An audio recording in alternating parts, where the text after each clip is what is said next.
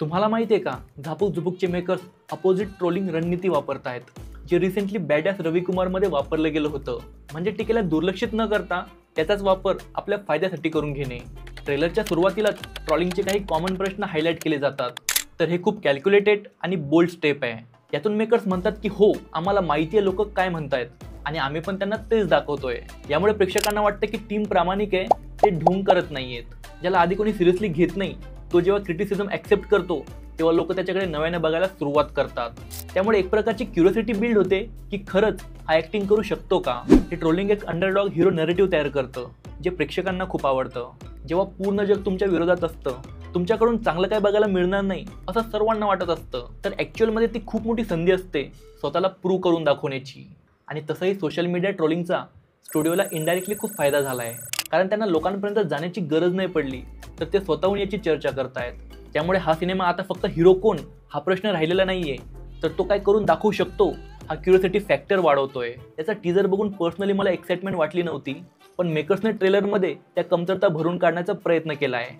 आणि ऑब्व्हियसली जर का तुम्हाला मोठा डाव खेळायचाच आहे, तर तुमचे स्टेक पण तसे हाय असायला हवे.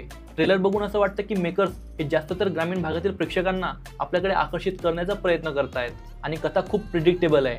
साधा भोळा गरीब घरातला मुलगा, मिनिस्टरची मुलगी, दोघांचं प्रेम आणि त्यातून निर्माण होणारे कॉम्प्लिकेशन, हे जरी क्लिशे साऊंड करत असलं तरी पण हा ट्रेलर आपल्याला आवडतो, कारण की तो प्रॉपर इमोशन बिल्ड करतो. सुरुवातीला कॉमेडी, मग निरागस अशी प्रेमकथा, त्यानंतर कॉन्फ्लिक्ट आणि शेवटी पेटून उठणारा नायक. हा फ्लो प्रेक्षकांच्या मनात एक प्रकारची रिदम तयार करतो, हसवतो, प्रेमात गुंतवतो, भावूक करतो आणि शेवटी इम्पॅक्ट टाकतो.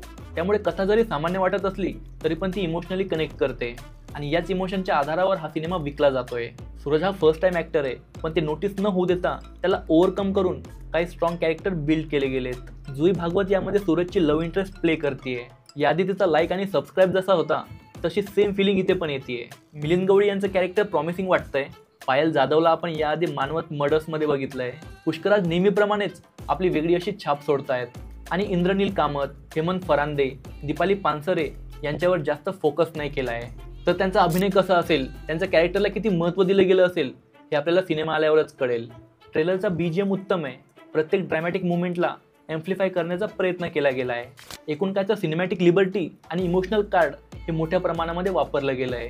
पण मुख्य कलाकाराचा अभिनयच कमकुवत आहे आणि कथेमध्ये नाविन्यपूर्ण असं काही वाटत नाहीये. तसं म्हणायला वाईट वाटतं, पण ही नाव सिंपतीच्या जोरावर तरंगत आहे. शेवटी एकच प्रश्न मनामध्ये घडतो की या सर्व सिनेमॅटिक ट्रिक्स आणि कॅल्क्युलेटिव्ह स्ट्रॅटेजीमुळे लोक थिएटरमध्ये येतील का. तर याचं उत्तर आहे सूरजचा परफॉर्मन्स जर का ॲक्च्युअलमध्ये चांगला निघाला तर ही ट्रोलिंग रिस्पेक्टमध्ये कन्वर्ट होऊ शकते. अजून एक मोठा प्रश्न आहे की हा सिनेमा बनवण्याची काय गरज होती.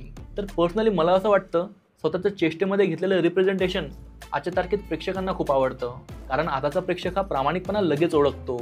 आम्हाला ट्रोलिंग माहिती आहे, पण आम्ही त्याच्यापासून लांब नाही पडत आहोत असं मेकर्स जेव्हा दाखवतात तेव्हा आपल्या मनामध्ये क्युरिओसिटी बिल्ड होते आणि आपल्याला असं वाटतं की काहीतरी इंटरेस्टिंग बनवलंय, बघूया तर खरं नेमकं काय आहे ते.